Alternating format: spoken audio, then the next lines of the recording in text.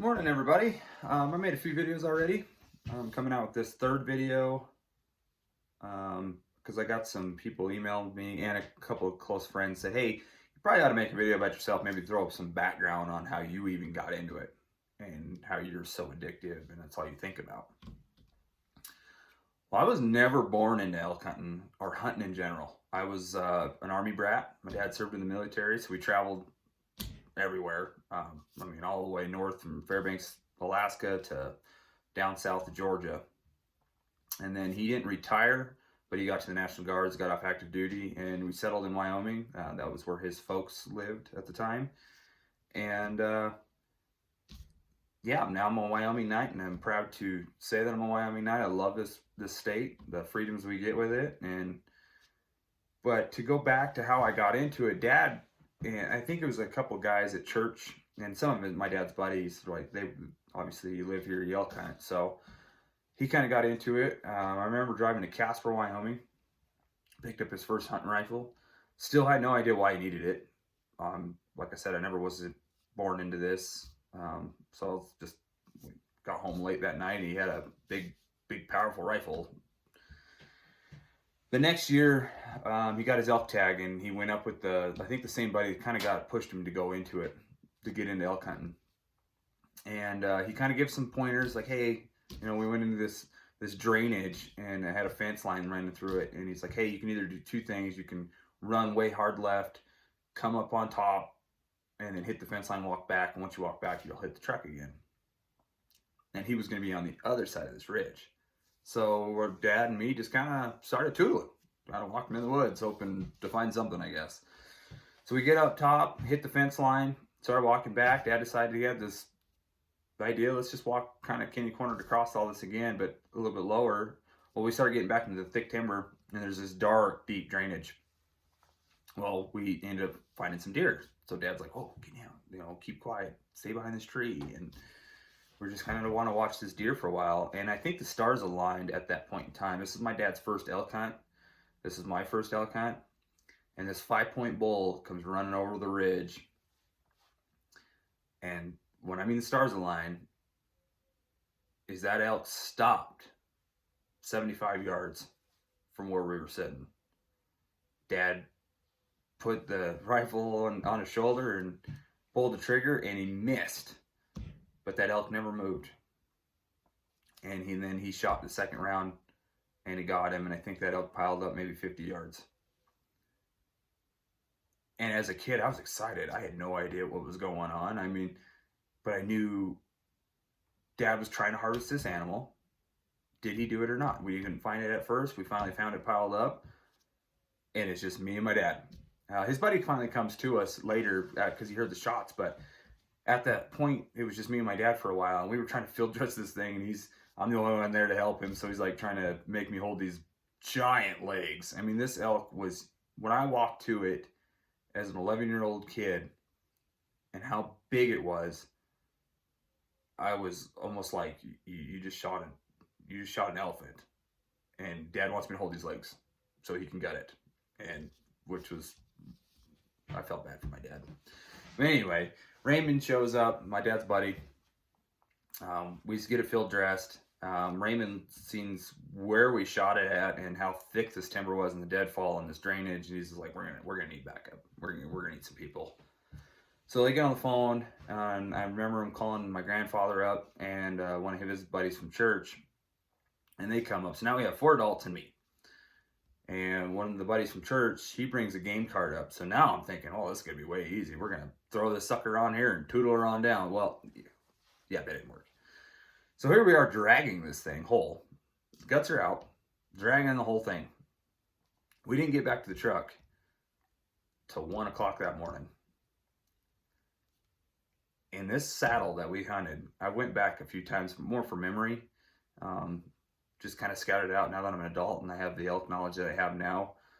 And it wasn't a big drainage. It just looked that way as a kid. And man, did it take us till 1 o'clock that morning to get it to the truck. We didn't get home till 3. And the cool thing is, Dad let me not go to school the next day because we got home at 3 o'clock in the morning. but it lit a fire in me. I knew that's what I wanted to do. And my whole careers were changing. Granted, I never, went through with those careers, but instead of being a firefighter or whatever, I started hearing rumor of like uh, game biologists, and they study these animals, and I was just like got hooked. Never born into it, but I feel like it was still ingrained in me, and I know that for a fact. It's ingrained in everybody. I think they just need the opportunity to see it.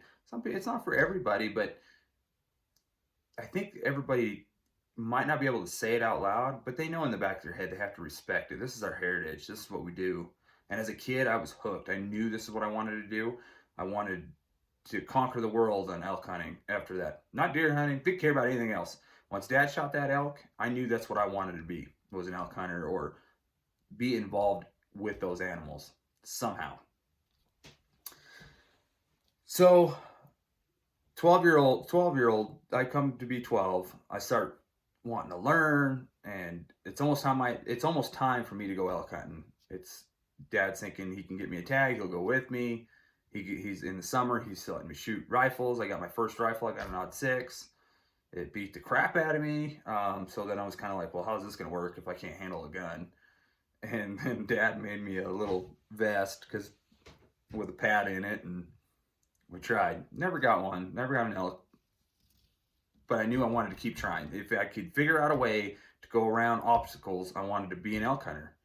And that was all it took. So I bugged Dad, hey, how can we do this? How can we make the gun not beat the crap out of me? And little things like that. The bad thing is we never had a lot of people there to get us information because, like I said, the guys that we hunted with, I don't think they knew either.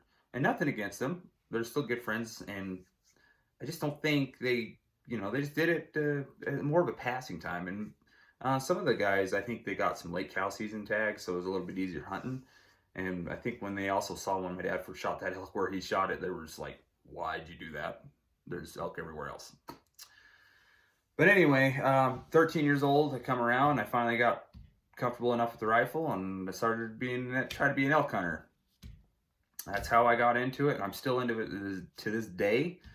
And I've learned a ton since then. I mean, I was picking up books and information and magazines, Eastman Hunting Journal, anything I could get to get more elk knowledge. That was my goal as a kid. I'd go to the library in school and I'd get, you need to be reading this book, but I don't want to. I want to read this elk book and get in trouble all the time. And it just lit a match. And here I am as an elk hunter. I do rifle hunt still, but my biggest passion is bow hunting because it's the next challenge, and that's what I've been doing. I picked up my first bow.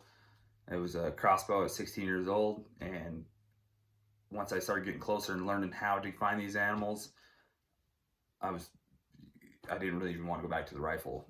But then I went to a compound bow. I think my first bow was an old bear bow, and shot good. I thought I was super sweet at 30 yards. It was way cool, but I'm not. But as the years go by, I'm 33 years old now. I've harvested a lot of elk, a lot of bears, a lot of deer, a couple antelope. Depends if I draw it or not around here. But because I don't really go out of state too much, I'd like to start doing that a little more. But for the most part, I mostly hunt my backyard. And there's no reason. I got general tags I can get every year here. So would it be nice to go somewhere else? Sure. But the elk here are always challenging every year. And that's all I'm after is the challenge. The challenge is what gets me the drive to change things up, to learn more. And obviously going out with friends and family, and my wife hunts, and my kids are getting into it this year. And my daughter shot her first elk last year, and she's hooked. It's just, I'm trying to pass that on. And I'm hoping I can pass on some tips that I've learned along the ways, because I started out knowing nothing. My dad knew nothing. I had nobody there as a mentor. I had to learn this all on my own. Yeah, well, there's some mentors here and there to give me some tips. Sure. But that's what I want to be. I want to mentor kids and people that have that drive to want to learn. Because there's last year I ran into a couple guys that were out of state. I think they were from Michigan, never elk hunted, I mean, they listen to some people's advice, some higher up people that I do follow. A lot of these guys, and they're taking these tips, but when they're there, they're almost kind of to a point where, well, how do I put all these pieces together? These guys say to do, 1 through 5, but I can't figure out where to start with 1. So I was like, I kind of felt bad. I ran into him. And this kind of gave me the drive to start making some videos because I am open for any discussion. I think hunting in general is a personal preference thing. Um, so I'm not going to tell you how you should or what weapons you need to buy or what product you need to buy, but I'm going to give you the ideas of what I've ran and what didn't work along the way. So I felt so bad for these guys, and it was kind of fun because it was an older gentleman, and he had his kid from college, and he was off, and they've been planning this trip forever, and they're trying to learn all this, and and when I saw them, they had the highest tech stuff. I mean, they were pretty decked out. I was just like, wow, these guys were ready. They prepped, they bought all this stuff, but they never seen an elk. And every day I was going by their camp and I'd go run into elk. So I felt bad, so I kind of stopped at their camp one night. I even left my weapons at home. Told the wife, I'm gonna go help these guys out. And all they had was a cow tag, but it didn't matter. He was enjoying himself. They never got down on themselves. They just wanted to see some elk. So I decided, hey, I got to their camp. I think they were just getting up. I think his son was eating a mountain house and breakfast. And I said, hey, how's your guys' morning? You guys see anything? No.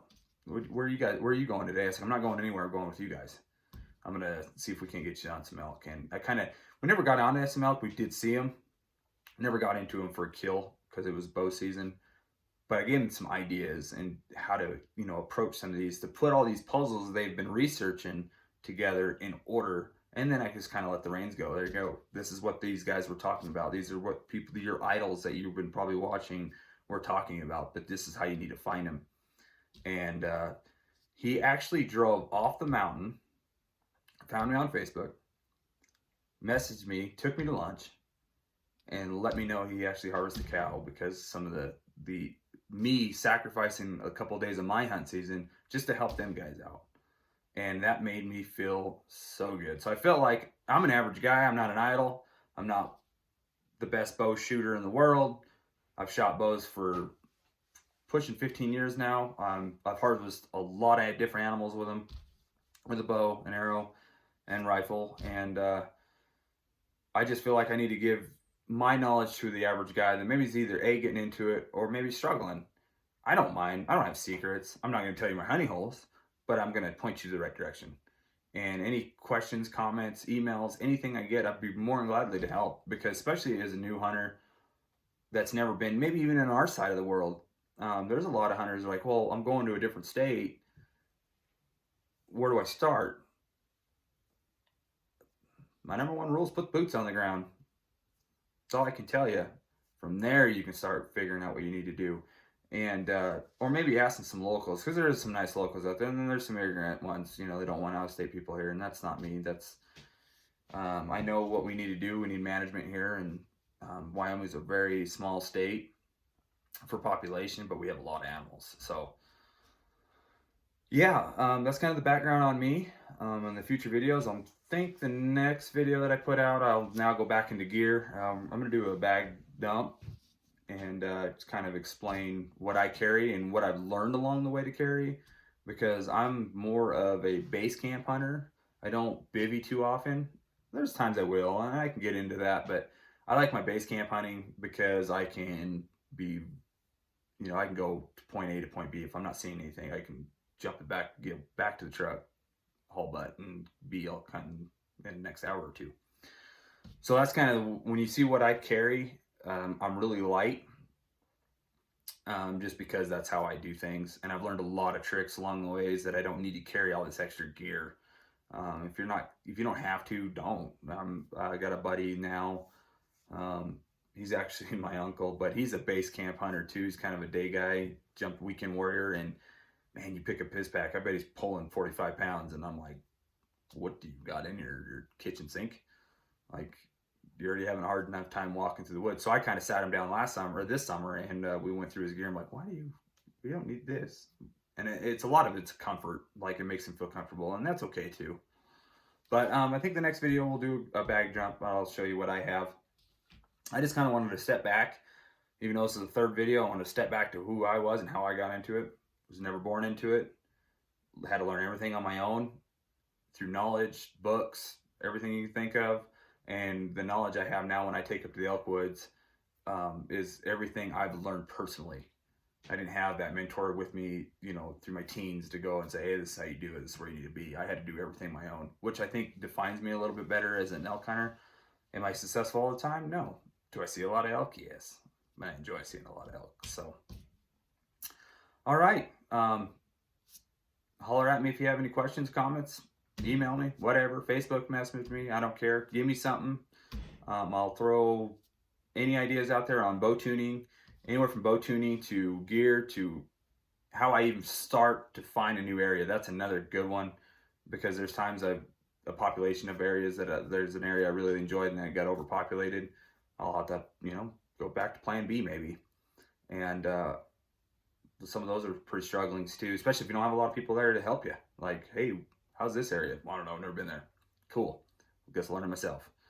But all right, till next time, folks. Thanks.